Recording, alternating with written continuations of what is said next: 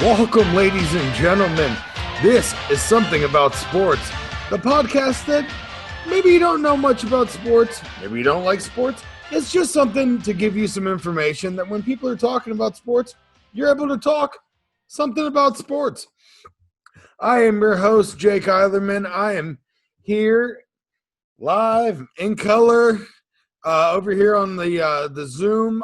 If you guys are watching on the Facebook or Spotify, iTunes, about wherever you can find us. Share, tell your friends. Follow me on Twitter, Instagram. Trying to get the whole social media going in these trying times where there is no sports. That we're going to try as much as we can to bring you something about sports.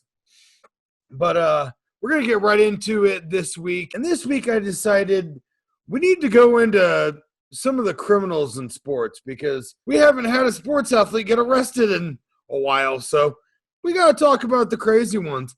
I wanted to really go back and find some that maybe you haven't heard of. The first one up is Marc Sicilian. It is a French rugby player that was charged with shooting his wife and killing, so murder, charged with murder in front of 60 people, 60 people, and got charged with 20 years in prison. But here's the crazy key. It got reduced to 15. Not because he was mentally unstable or any kind of he was driven to do it. No, he got off on the "Judge, I was too drunk to know what I was doing" defense. Yes, I was too drunk to know that I was shooting my wife dead in front of 60 people. And that shit worked. That is the craziest thing. Like, I had to go back and actually read the story because I thought that was the craziest thing I had ever heard. My next athlete, Junior Johnson, is a NASCAR Grand National Series driver. Then he became an owner later in life. But early in his life, he did about 10 years in prison for, ready for it, bootlegging. Yes, a NASCAR driver who, if people don't know, NASCAR actually got originally started, car racing got started because bootleggers would race to see who had the faster getaway car. So the fact that an actual NASCAR driver got arrested for bootlegging is honestly one of the funniest freaking things I've ever heard. So that was hilarious. I mean, that was early in his career, and he actually got in trouble because when he started racing for NASCAR didn't know about this, and he didn't have a license. So they were actually allowing him to be a driver, driving at, upwards of 200 miles an hour with not a legal driver's license. So he actually had to get out of being a driver to be an owner, only because he wasn't allowed to be a driver because he legally couldn't drive because he had been arrested for bootlegging. So I thought that was kind of a really cool one. I mean, especially with knowing the history of NASCAR. Big props to NASCAR right now, taking down the Confederate flag to really help diversify NASCAR, which is, to be honest with you, it's been at like a 99%, white sport. So it's kind of cool that they're diversifying not only their fans, but, drivers, and trying to get more diverse drivers involved in NASCAR. I think that's a really cool thing, kind of taking, the history of NASCAR and, modernizing it, which is something in today's society I think we need to all kind of work on. Talking about controversy, our next one, she's a darling. Our next one is Tonya Harding. Yes, the original athlete that pissed people off for taking a knee. The people that are listening to this that may not know who Tonya Harding is, Tonya Harding was the white trash darling of figure skating. in the 90s. She was great, but she always had one or two people that were better than her.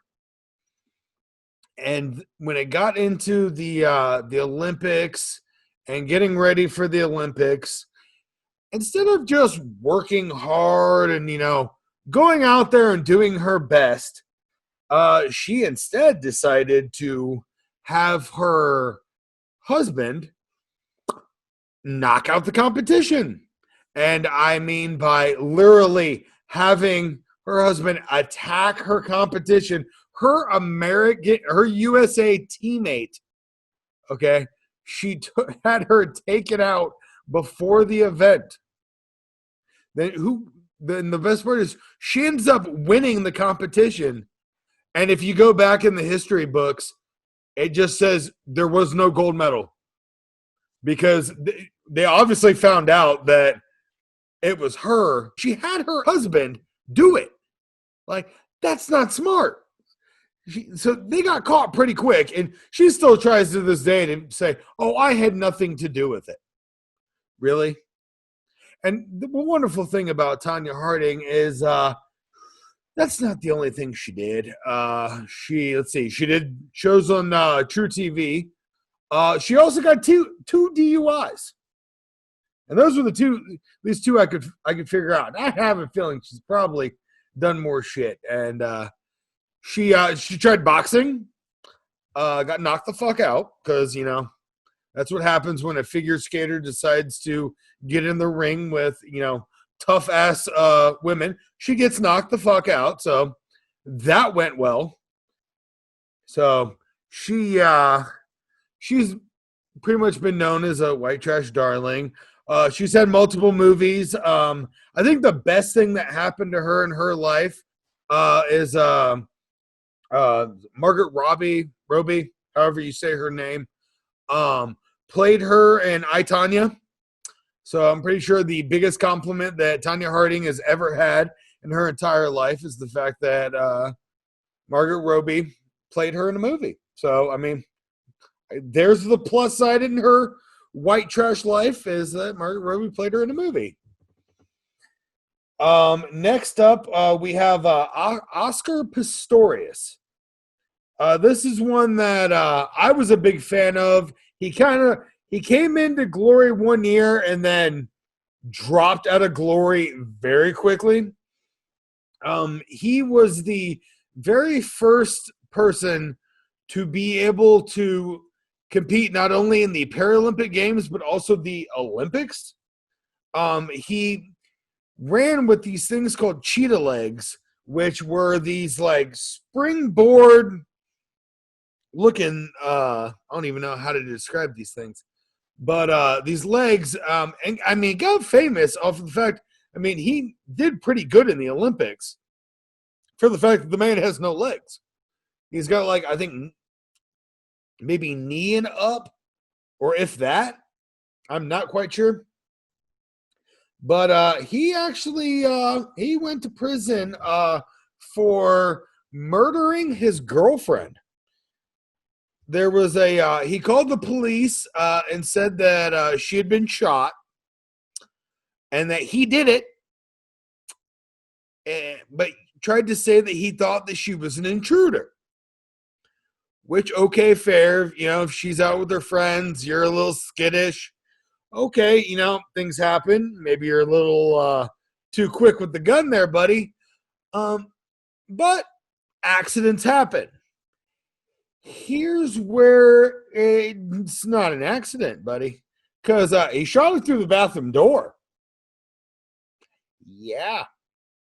I don't think that's an accident. That's not how that works. So the police pretty much quickly were like, no, it's murder. So he went from being kind of loved by the U.S. and, on the Wheaties box to a cold-blooded murder that murdered a supermodel. He has no legs. He was dating a supermodel, and then he shot her. That's not good. That's not a good way to live your life. Um, and last but not least, well, it's a lot. Sometimes you have to go through a list and you think, which ones can I pick, or which person could I pick? I couldn't decide. So I'm throwing the whole goddamn Dallas Cowboys under the bus on this one. Yes, the entire Dallas Cowboys. And no, it's not because they want to give Dak Prescott more money. That's not the crime. Calm down. But it is the fact that they have had some awful people on their roster. And, I mean, we're talking Michael Irvin, who's probably done more cocaine than most cocaine addicts. Deion Sanders, let's be honest, he's done some shit too. And those are the good ones. But here's just a rundown of some of the crimes that the Dallas Cowboys have committed. They had, let's see, one of their players was busted for giving cocaine to a minor. That's a huge no. And to be one-upped, wait for this, their kicker got arrested for showing himself to a 10-year-old. Oops. And it gets worse. Let's see. You had Nate Newton. Okay, Nate Newton was I believe, an offensive lineman that was arrested for. Are you ready for this? I got to make sure I'm reading this. 213 pounds of weed. Okay. I know you guys can't see this through this video, and if you guys are listening on Spotify or anything like that, you may not be able to see me, but I'm not exactly a small dude. 213 pounds is like maybe 3/4 of my body weight in marijuana. That's a lot of fucking marijuana. Why in the hell, when you're playing for, at that time, a Super Bowl winning team, are you anywhere with 213 pounds of marijuana? Fucking no. Nate Newton, you're a dipshit. They also had a player who killed his own teammate during the season. There were two players, both of which were, fucked up. They were driving at over 100 miles an hour, crashed. The passenger died, and the Dallas Cowboys let the driver, who had at that point committed vehicular homicide, play in the game the very same week. This is like 2 days after he had drunk drivingly killed a teammate. They let him play.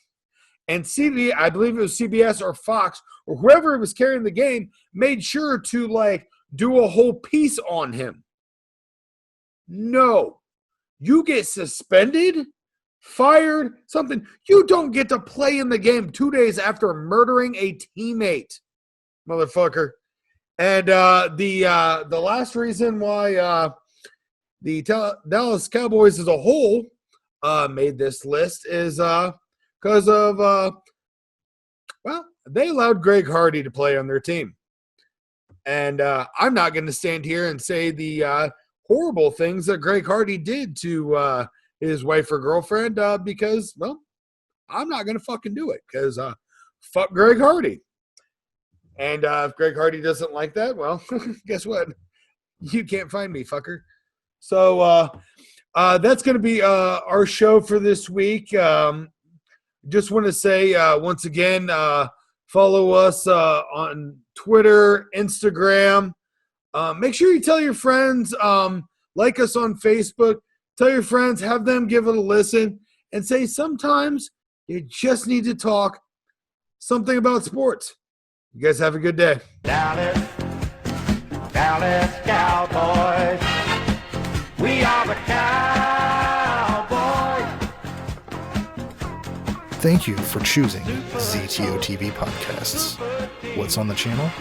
Why not check out the latest episode of Last Roundup Horror Show? John, Frank, and Jason take on 4 new films. Alice Sweet Alice from 1976, The Pit from 1981, Night of the Comet from 1984, and The Church from 1989. Let's get spooky. God, I regret that. ZTO TV Podcasts. Low quality, high content.